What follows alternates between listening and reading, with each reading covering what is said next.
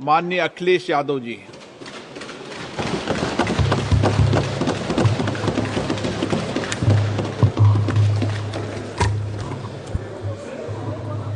अध्यक्ष महोदय, मैं आपका धन्यवाद देता हूं कि आपने मुझे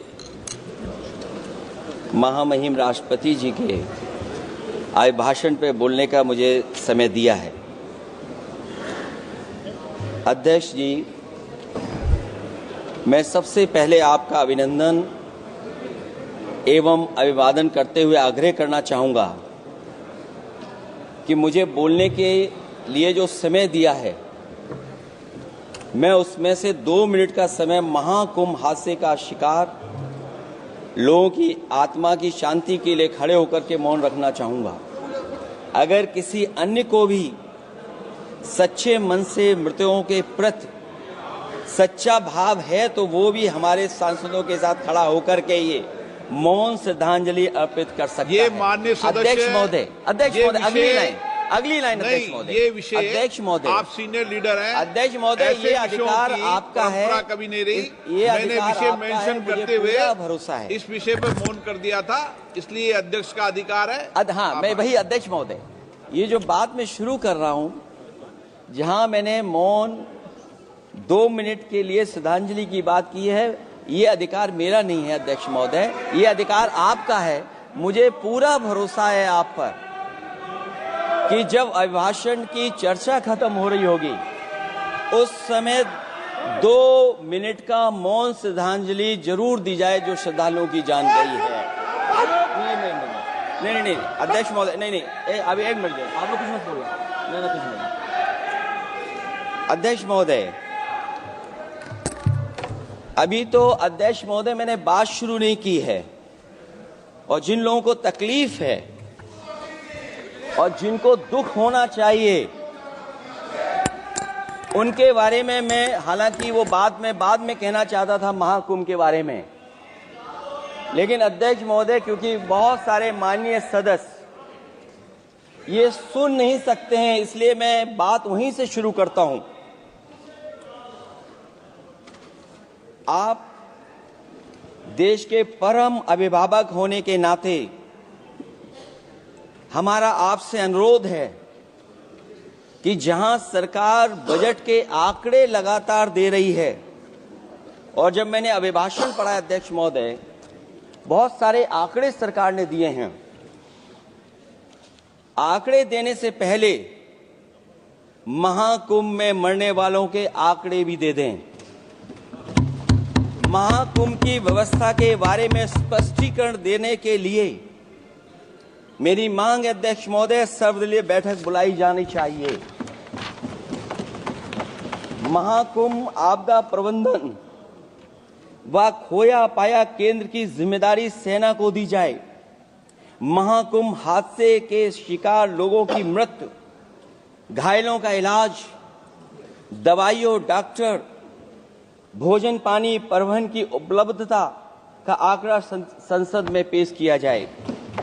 महाकुंभ हादसे के लिए जिम्मेदार लोगों पर, महाकुंभ हादसे के लिए जिम्मेदार लोगों पर घोर दंडात्मक कार्रवाई हो। जिन्होंने सच छिपाया है उनको दंडित किया जाए। अध्यक्ष महोदय, हम डबल इंजन की सरकार से पूछते हैं, अगर अपराध बोध नहीं था तो आंकड़े दबाए, छिपाए और मिटाए क्यों गए हैं?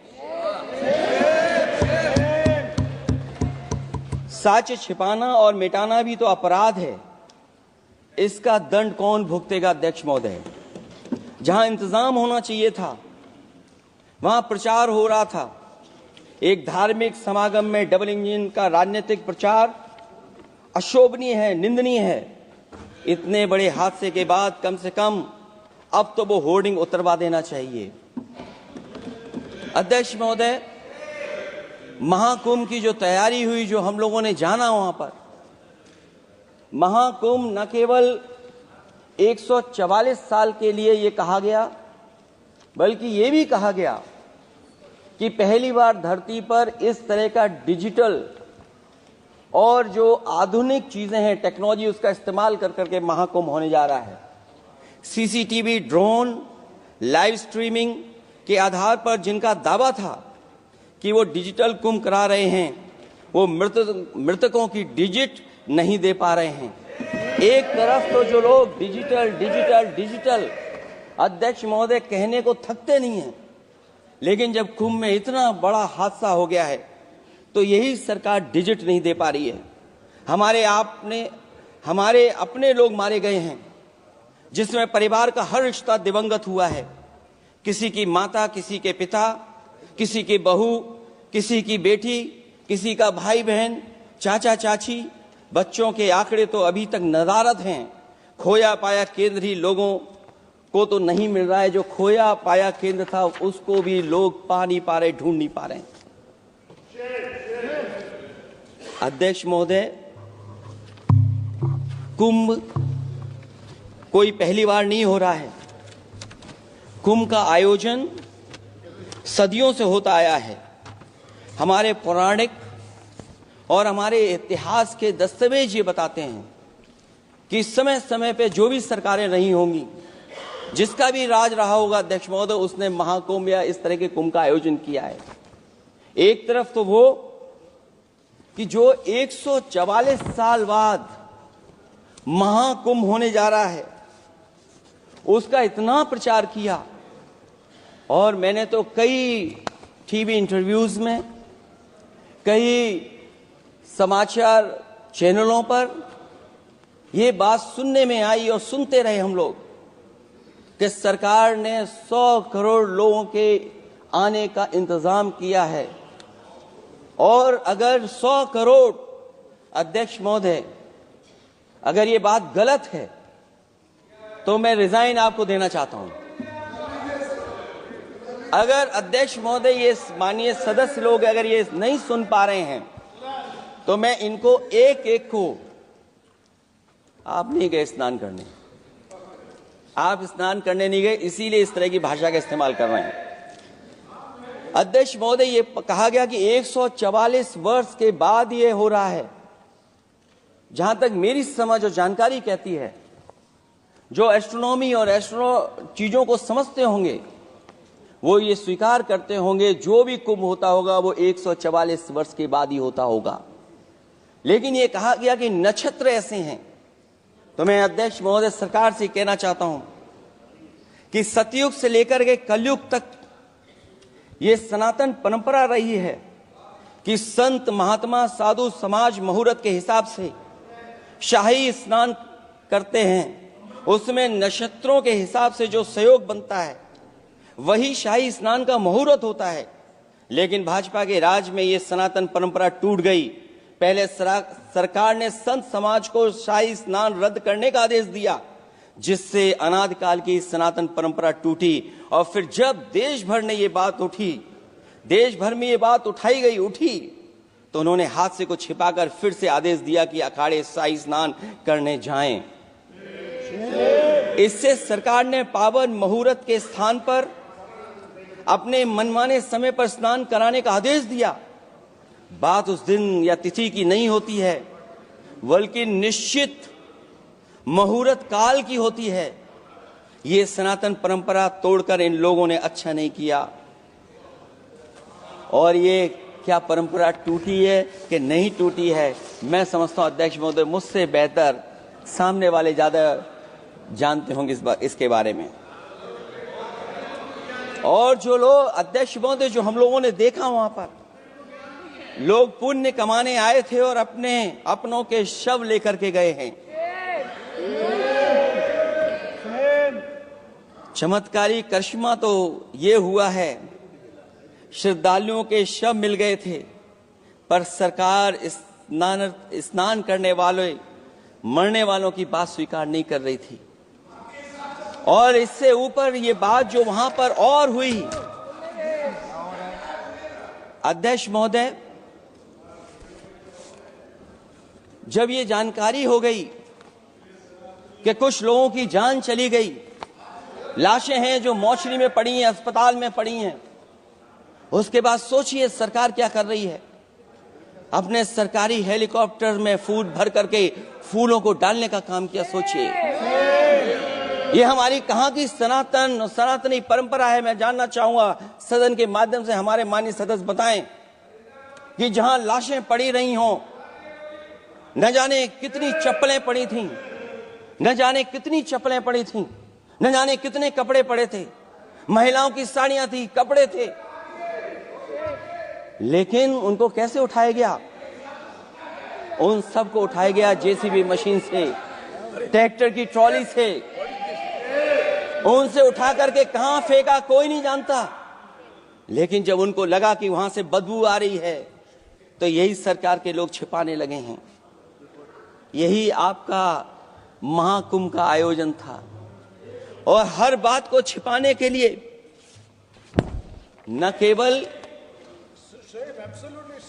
केवल ये लोग मीडिया का सहारा ले रहे हैं, मीडिया का सहारा लेते लेते सुनने में आया है कुछ दबाव और कुछ स्वीटनर भी दिए जा रहे हैं जिससे उनकी खबरें बाहर ना आ जाएं। और अगर अध्यक्ष महोदय ये बात सब गलत है मेरी, अगर ये बात सब गलत मैं कह रहा हूं, तो अभी तो नेता सदन को अभी भाषण देना है। और मैं ये बात और कहना चाहता हूं, आप अपने तरफ से जानकारी कर लीजिएगा। हमारे उत्तर प्रदेश के मुख्यमंत्री जी ने शोक नहीं प्रकट किया था। जब देश की राष्ट्रपति और प्रधानमंत्री जी ने शोक प्रकट किया, उसके बाद 17 घंटे बाद सरकार ने स्वीकार किया। अध्यक्ष मोदी, ये वो लोग हैं जो आज भी कोई सच्चाई स्वीकार नहीं कर सकते। इनका रास्ता क्या है मैं नहीं जानता हूं, कहां ले जाना चाहते हैं। लेकिन जब अध्यक्ष महोदय मैंने अभिभाषण पढ़ा है राष्ट्रपति महोदया का, तो वही पुरानी बातें कि 12 करोड़ शौचालय बन गए हैं, 10 करोड़ गैस कनेक्शन हो गए हैं, 80 करोड़ लोगों को राशन दिया जा रहा है, 25 करोड़ लोगों को मिडिल क्लास में शामिल कर दिया गया, न्यू मिडिल क्लास में शामिल कर दिया गया। 80 और 85 को अगर हम जोड़ दें अध्यक्ष महोदय 105 करोड़ हो गए। बच्चों को और जोड़ दें तो सरकार अध्यक्ष महोदय किसके लिए काम कर रही है? किसके लिए काम कर रही है? अगर 80 को राशन दें, 25 को न्यू मिडिल क्लास में जोड़ दें, 105 करोड़ हो गए। और जो बाकी बचे हैं हमारे देश की आबादी, जिसको 140 करोड़ बता रहे हैं, उसमें कम से कम बच्चे कुछ तो संख्या होगी, आधी आबादी की संख्या होगी। अगर उसको हम बाहर निकालें तो आगे आज सरकार किसके लिए काम कर रही है? वही बात पुरानी सुनने को मिलती है कि राष्ट्रीय मिलिट्री स्कूल बन गए हैं, राष्ट्रीय मिलिट्री स्कूल जिनमें बालिकाओं की भर्ती शुरू हो गई है। अध्यक्ष महोदय, ये एक बता दें जो नया इन्होंने 10 साल के अंदर राष्ट्रीय मिलिट्री स्कूल खोला हो। और कंफ्यूज मत होना, राष्ट्रीय मिलिट्री स्कूल कौन से होते हैं, सैनिक स्कूल कौन से होते हैं, ये कंफ्यूज मत होना। 10 साल में सोचिए अध्यक्ष महोदय, एक भी नया राष्ट्रीय मिलिट्री स्कूल नहीं खोला है। अगर खोला हो तो सरकार जरूर बताए। जो लोग कहते हैं हम ईज ऑफ डूइंग रिसर्च कर रहे हैं, अध्यक्ष महोदय इनकी ईज ऑफ डूइंग रिसर्च हमने देखी है। इनकी ईज ऑफ डूइंग रिसर्च अपनी इमेज चमकाने के लिए और दूसरे की इमेज बर्बाद करने के लिए ईज ऑफ डूइंग रिसर्च चल रही है। ईज ऑफ डूइंग बिजनेस, मैं देखता हूं जहां कहीं भी इन्वेस्टमेंट मीट होती है, देश के सभी मंत्री वहां पहुंच जाते हैं, सरकार के मुखिया भी जाते हैं वहां। मुझे याद है उत्तर प्रदेश में सबसे बड़ा आयोजन हुआ था इन्वेस्टमेंट मीट का। न केवल इन्वेस्टमेंट मीट इन्वेस्टर्स को बुलाया गया था, बल्कि डिफेंस एक्सपो के भी कार्यक्रम कई हुए थे। और अध्यक्ष महोदय भरोसा ये दिलाया गया था कि जो एमओयू हो रहे हैं 40 लाख करोड़ के, उसको जमीन पर उतार लिया जाएगा। मैं इन्हीं डबल इंजन की सरकार से जानना चाहता हूं कि जो 40 लाख करोड़ के MOU हुए उसमें कितना जमीन पर ये सरकार उतार पाई है। कहीं ऐसा तो नहीं है कि सरकार के डबल इंजन आपस में ही टकरा रहे हों। अब तो जो खबरें हम लोग पढ़ते हैं, न केवल इंजन टकरा रहे हैं अध्यक्ष महोदय, अब तो डब्बे भी टकराने लगे हैं। सुना है क्योंकि दिल्ली में चुनाव है, आप इंजीनियर की डब्बा हैं। ये हमारे पुराने माननीय सदस्य हैं, आप हम एक हैं, बस जगह अलग बदल गई। जिस विभाग के मंत्री हैं वो हमारा ही काम है, आप लोग अच्छा नहीं कर रहे हैं। अध्यक्ष महोदय, दिल्ली का चुनाव है तो मैंने राष्ट्रपति जी के अभिभाषण में सुना कि यहां पर मेट्रो की जो दूरी है वो दुगनी कर दी गई है, पटरी दुगनी कर दी गई है, एक्सपेंशन हो गया है इतना। अध्यक्ष महोदय, मैं स्वीकार करता हूं दिल्ली का चुनाव है, एक्सपेंशन की बात करेंगे, लेकिन कभी आपने क्यूटो का नाम सुना है? आपने वेनिस का नाम सुना है? मैं अध्यक्ष महोदय आपके माध्यम से, जिसको क्यूटो बनाने के लिए सपना देखा गया था, 10 साल पूरे हो गए हैं, अभी तक वहां पर मेट्रो की शुरुआत नहीं कर पाए हैं। और अध्यक्ष महोदय, मैं ये बात इसलिए कह रहा हूं, अध्यक्ष महोदय मैं इसलिए बात कह रहा हूं कि जिस समय समाजवादी सरकार थी, जितनी भी मेट्रो आज यूपी में चल रही हैं, सब की सब समाजवादियों की देन है, एक भी आपकी देन नहीं है। और इस समय पर मैं याद करना चाहता हूं, उस समय देश के प्रधानमंत्री मनमोहन सिंह जी को जब मैं पहली बार मुख्यमंत्री बनकर के उनसे मिलने गया था, मैं बहुत सारे उनके काम उत्तर प्रदेश के लेकर के गया था। आज वो हमारे बीच नहीं हैं, लेकिन कम से कम उन्हें इसी बात से याद कर रहे हैं, जो जो मैंने काम उस समय दिए थे, एक एक काम उस समय के प्रधानमंत्री जी ने मेरा पूरा कर करके, और उसका परिणाम ये हुआ है अध्यक्ष महोदय, और उसका परिणाम ये हुआ है कि आज उत्तर प्रदेश में जितनी भी मेट्रो चल रही है, चाहे वो लखनऊ की हो, कानपुर की हो, आगरा की हो, नोएडा की हो, ग्रेटर नोएडा को जोड़ रही हो, दिल्ली को जोड़ रही हो। और अध्यक्ष महोदय, जिस समय उद्घाटन हुआ था दिल्ली से नोएडा को जोड़ने वाली मेट्रो का, उस समय देश के प्रधानमंत्री एक विदेश के बहुत बड़े उनके साथ बैठ करके गए थे उद्घाटन करने। वो अगर किसी ने काम किया था पूरा, तो नोएडा अथॉरिटी और समाजवादी सरकार ने, उसमें आपकी देन कोई नहीं थी। ये बात मैं मेट्रो की इसलिए कर रहा हूं कि जो लोग दिल्ली में मेट्रो बना रहे हैं, वो बनारस में मेट्रो क्यों नहीं बना पा रहे हैं? और दिल्ली का विकास अपने आप हो जाएगा, बस ये जो भारतीय जनता पार्टी की दिल्ली वाली सरकार है वो हस्तक्षेप करना बंद कर दे। अध्यक्ष महोदय, रिवर लिंकिंग का कार्यक्रम कुछ दिन पहले प्रधानमंत्री जी ने किया। अध्यक्ष महोदय, मैं आपके माध्यम से, जहां किसानों के लिए एक नई चीज आ रही है, जिससे कि न केवल उनकी खेती बाड़ी बल्कि बहुत सा सुधार दिखाई देगा। खेती बाड़ी को भी पानी मिलेगा, पीने का भी पानी होगा। इंटरलिंकिंग पुरानी योजना है, और मुझे याद है जब पहली बार उसका MOU साइन हुआ था, उस समय दोनों प्रदेश के मुख्यमंत्री शामिल थे, लेकिन जब उद्घाटन हुआ है तो दोनों के प्रदेश के मुख्यमंत्री वहां से गायब थे। और वो कारण अगर जानना चाहोगे तो वो कारण भी बता दूंगा अगर आप कहोगे तो। जहां इंटरलिंकिंग हो रही रिवर की, ये अच्छी योजना है। 40,000 करोड़ रुपए आप खर्च करने जा रहे हैं। लाखों लाख जमीन उत्तर प्रदेश और मध्य प्रदेश की सिंचाई के लिए शामिल हो जाएगी, लोगों को पीने का पानी मिलेगा। लेकिन जिनकी जमीन जाएगी, उन किसानों को, गरीबों को क्या सरकार मदद कर रही है?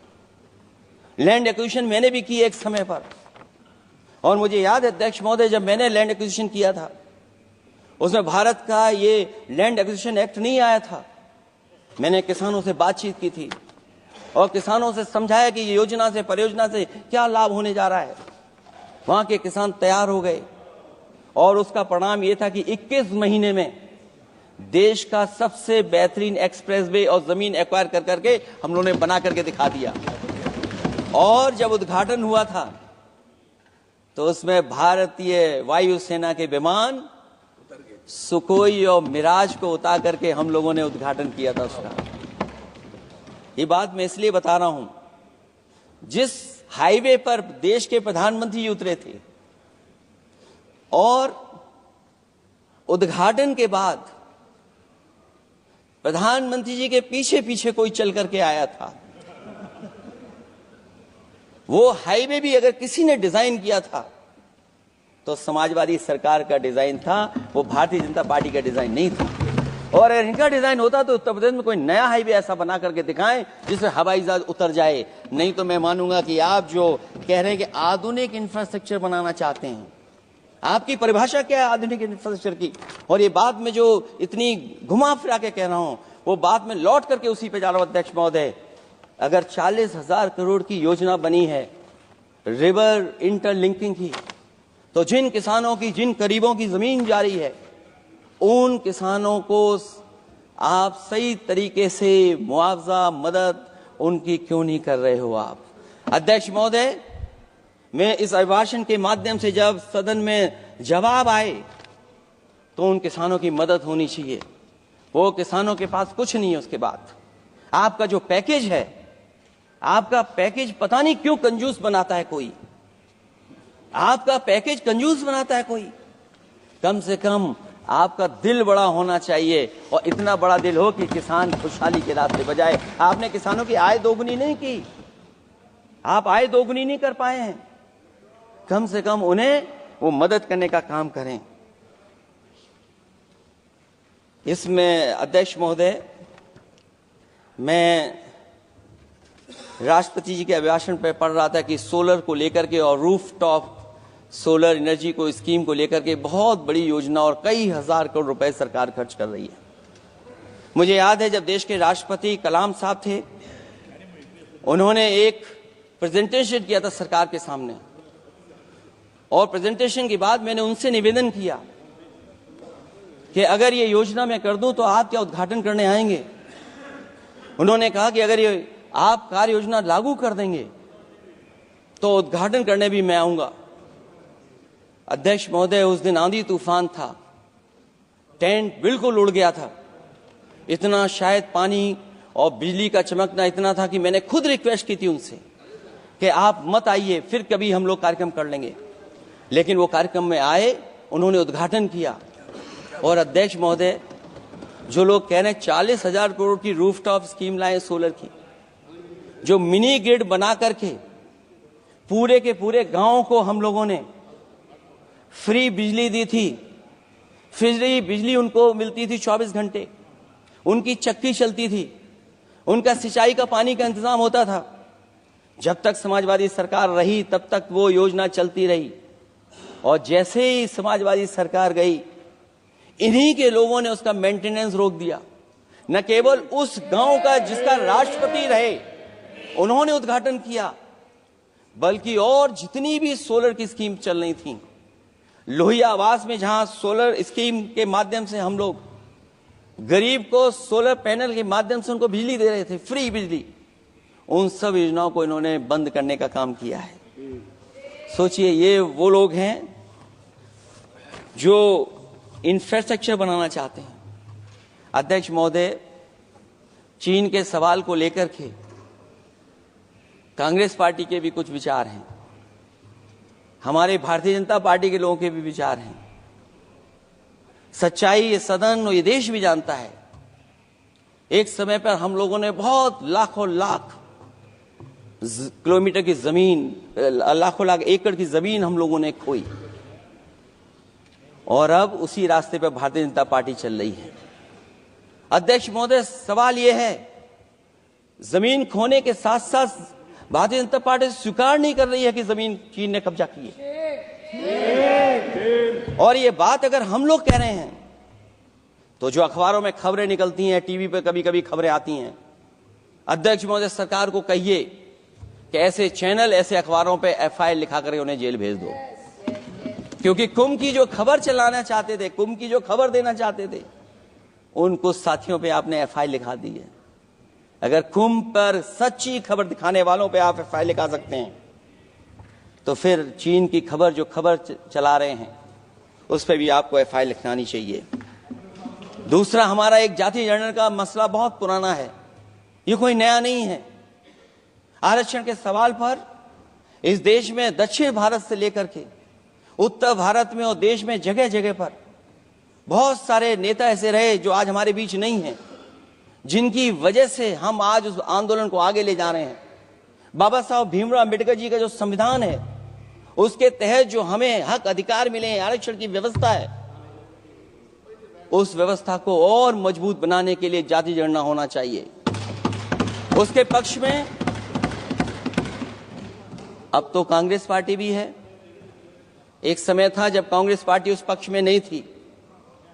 और अध्यक्ष महोदय, मैं बड़ी जिम्मेदारी के साथ कहना चाहता हूं, अगर उसी समय कांग्रेस पार्टी भी पक्ष में होती तो आज हमें आपके सामने खड़ा नहीं होना पता, मांगना नहीं पड़ता जाति जनगणना। लेकिन अध्यक्ष महोदय, मैं अपने कांग्रेस पार्टी के साथियों से भी कहना चाहूंगा, अध्यक्ष महोदय, मैं कांग्रेस पार्टी के साथियों से भी कहना चाहता हूं, हम आपके साथी हैं और इस मुद्दे पे तो हम आपके साथ और आपके आगे भी चल करके आपका साथ दे देंगे। अब जाति जनगणना को कोई नहीं रोक सकता है। एक दिन ऐसा आएगा अध्यक्ष महोदय, एक दिन ऐसा आएगा, कोई टकरार नहीं है, आपके इंजन जैसे नहीं है। आपका एक इंजन, अध्यक्ष महोदय, ये अध्यक्ष महोदय, हम तो, मुझे कभी कभी ये लगता है कि प्रधानमंत्री जी जितना अपने लोगों को ध्यान दे करके समझाते हैं, इतना ये समझते ही नहीं है। वो अध्यक्ष महोदय, वो सबसे ज्यादा सोशल मीडिया के बारे में जानकारी रखते हैं। आप भी जानकारी रखा करो। अगर आप जानकारी रखोगे तो आपको सच्चाई पता लग जाएगी। एक इंजन ने नमस्कार नहीं किया था दूसरे इंजन को, अगर याद हो तो पता कर लें। और ये बात अगर छिपी हुई हो, ऑनरेबल मेंबर, अध्यक्ष महोदय, अभी तो मैंने शुरू नहीं किया, मेरा लिखा हुआ बहुत लंबा है। कंक्लूड करें, आप समाप्त करें प्लीज। और अध्यक्ष महोदय, एक सवाल और बड़ा उठा है, नौकरी को लेकर के, रोजगार को लेकर के, और हमारे भारत की जो मैन्युफैक्चरिंग सेक्टर है उसको बढ़ावा कैसे दिया जाए। चीन जैसा देश केवल एक पे हमला नहीं कर रहा है अध्यक्ष महोदय, आपकी जमीन भी छीन रहा है और आपका बाजार भी छीन रहा है। और ये बात अगर गलत हो तो सरकार हमें बताए, वो आंकड़े दे। अगर कांग्रेस पार्टी का रास्ता था तो आपका रास्ता कांग्रेस पार्टी का क्यों है? अगर कांग्रेस पार्टी का वो रास्ता था तो आपका रास्ता क्यों है? वो मैं तो जानता हूं, जिस दिन उनके सहयोगी साथी समझ लेंगे, वो भी साथ छोड़ जाएंगे। दूसरा जो सवाल कहा गया है अध्यक्ष महोदय, जिस समय बाजार खोला गया, जिस समय हमारा व्यापार के लिए पूरा बाजार खोल दिया, हमसे ज्यादा वित्त को समझने वाले इकोनॉमिस्ट और बहुत सारे जानकार लोग, वो मुझसे बेहतर समझते होंगे, लेकिन मैं ये बात समझता हूं कि जिस समय बाजार खोला गया उस समय ध्यान उतना हमारे देश की अर्थव्यवस्था पर नहीं रखा गया। अगर उसी समय पर मैन्युफैक्चरिंग सेक्टर को जिस जिम्मेदारी से रखना चाहिए था नहीं रखा गया, अगर उस समय रखा गया होता तो शायद अध्यक्ष महोदय हम लोग चीन से आगे निकल गए होते। आज चीन आगे है, हम लोग पीछे हैं। क्या आप इनको ज्ञान दे रहे हो क्या? अध्यक्ष महोदय, अपना रास्ता तो वही है, साइकिल वाला। इसलिए अध्यक्ष महोदय, अगर मेरा समय है अभी, क्योंकि मैं बहुत कुछ लेकर के आऊं, और जहां तक इंफ्रास्ट्रक्चर की बात है, आप कहते हैं कि देश का आधुनिक इंफ्रास्ट्रक्चर बनेगा, न केवल उसके नागरिकों को एक बेहतर जीवन, देश की नई पहचान देता है, बल्कि देश को एक नया आत्मविश्वास भी देता है। अरे अगर ये बात सच है तो अध्यक्ष महोदय, मैं वो बात कहना चाहता हूं कि 2022 के चुनाव से पहले एक बुंदेलखंड एक्सप्रेस वे बनाया गया था। और जिसकी तैयारी को लेकर के देश के प्रधानमंत्री जी गए थे, कितनी सजावट हुई थी, कितनी तैयारी हुई थी। जो हमारे बुंदेलखंड के साथी माननीय सदस्य चलते होंगे बुंदेलखंड के एक्सप्रेसवे पर, वो जानते होंगे प्रधानमंत्री जी उद्घाटन करके गए, पानी बरस गया, बुंदेलखंड बह गया, एक्सप्रेसवे बह गया। और सोचिए अध्यक्ष महोदय, कब उद्घाटन किया था आपने?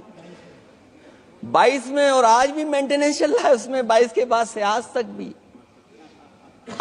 भी मेंटेनेंस चल रहा है।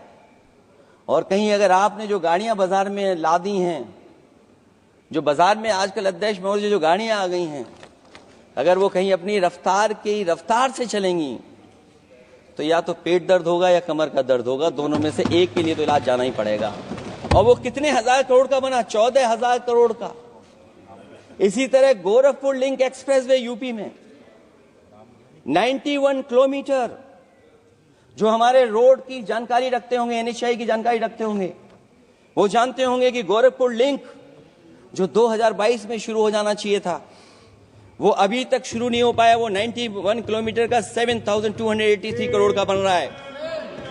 जो पूर्वांचल एक्सप्रेसवे, कभी समाजवादी सरकार ने उसको डिजाइन किया, उसको सब कुछ आगे बढ़ाया, वो 340 किलोमीटर का 22,000 करोड़ के लगभग का बना है। लेकिन जहां तक मैं बना करके छोड़ गया वहां से आगे नहीं बढ़ा। और अगर वो बढ़ गया होता तो बिहार और बंगाल के लोगों के लिए बहुत रास्ता आसान हो जाता। इसी तरह एक गंगा एक्सप्रेसवे बन रहा है, जिसके बारे में सरकार ने ये कहा कि हम कुंभ से पहले शुरू कर देंगे, कुंभ से पहले गंगा एक्सप्रेसवे शुरू हो जाएगा। अध्यक्ष महोदय, वो नहीं शुरू हो पाया। मुझे लगता है जिस रफ्तार से वो काम हो रहा है, अगला जब अर्ध कुंभ आएगा तब तक ही बन पाएगा वो। ये बातें मैं इसलिए बोल रहा हूं अध्यक्ष महोदय, क्योंकि यूपी को, बिहार को दे दिया, हमें कोई तकलीफ नहीं है, बिहार भी तरक्की करे, हम भी साथ देंगे बिहार का, कोई तकलीफ नहीं है। लेकिन यूपी में अगर कोई भी एक भारत सरकार के एनएचआई का एक्सप्रेसवे आया हो तो बता दे। एक भी कोई एक्सप्रेसवे दिया हो तब, जब देश के प्रधानमंत्री को 2 बार और नहीं तीसरी बार भी मौका दिया उत्तर प्रदेश ने। मैं अध्यक्ष महोदय आपका इशारा समझ रहा हूं, बाकी अध्यक्ष महोदय भाषण में अब बजट पे पढ़ दूंगा, मेरा बाकी भाषण बजट में होगा। मैं अपना भाषण खत्म करते हुए केवल इतना कहना चाहता हूं, मैं जो मेरे सुझाव आए हैं उन सुझावों को शामिल करे सरकार, और केवल प्रचार में न रहे सरकार। अध्यक्ष महोदय, मैं अपनी बात खत्म करने से पहले जो राष्ट्रपति जी ने कहा है, मैं भी सहमत हूं उससे। मैं उनकी सब लाइनें पढ़ना चाहता हूं। जो राष्ट्रपति महोदया जी ने कहा है, मैं उससे सहमत हूं। हमारा हिंदुस्तान 140 करोड़ आबादी वाला देश है। हमारे यहाँ भिन्न भिन्न राज्य, भिन्न भिन्न क्षेत्र, भिन्न भिन्न भाषाएं हैं, परंतु एक राष्ट्र के रूप में हमारी एक ही पहचान है, हिंदुस्तान। और हमारा एक ही संकल्प है, एक ही लक्ष्य है, विकसित हिंदुस्तान। आने वाले वर्षों में देश को विकसित राष्ट्र बनाने के लिए हम सभी दृढ़ संकल्पित हैं। इस संकल्प में देश के शहीदों की प्रेरणाएं हैं, पूज्य बापू के मानवीय आदर्श हैं, और सरदार पटेल जैसी मां भारती की संतान द्वारा हमें दिलाई गई एकता की शपथ है। हमें इन प्रेरणाओं को आगे रखते हुए एकता के इस समर्थ विकसित हिंदुस्तान के संकल्प को पूर्ण करना है। आइए हम एक बार फिर एकता के संकल्प को दोहराएं और हिंदुस्तान के सपनों को पूरा करने के लिए कटिबद्ध हों। जब हम साथ मिलकर बढ़ेंगे तो हमारी भावी पीढ़ियां 2047 में अवश्य विकसित, सशक्त, समर्थ, समृद्ध, सोशलिस्ट, सेकुलर, डेमोक्रेटिक हिंदुस्तान देखेगी। मैं इतनी ही बात कहते हुआ, क्योंकि 10 बजट आपने पेश किए हैं, वो आप समझ गए होंगे, आप समझ गए बात को जो मैं कह रहा हूं। अध्यक्ष महोदय, जो बात मैं कह रहा हूं वो बात वहां तक पहुंच गई है, उनके चेहरे बता रहे हैं कि बात वो पहुंच गई है। और मैं अपने अंत में बस यही कहूंगा, क्योंकि 10 बजट के बाद ये अभिभाषण सुन रहे हैं हम लोग, 11वां बजट आ गया है। बजट हो ऐसा जिसमें सबके लिए उम्मीदें हों, समृद्धि की दिवाली और खुशियों की ईद हो। बहुत बहुत धन्यवाद अध्यक्ष महोदय, मैं आपका धन्यवाद देता हूं और सभी माननीय सदस्यों का जिन्होंने सुनने का काम किया। बहुत धन्यवाद। श्री सौगत राय जी।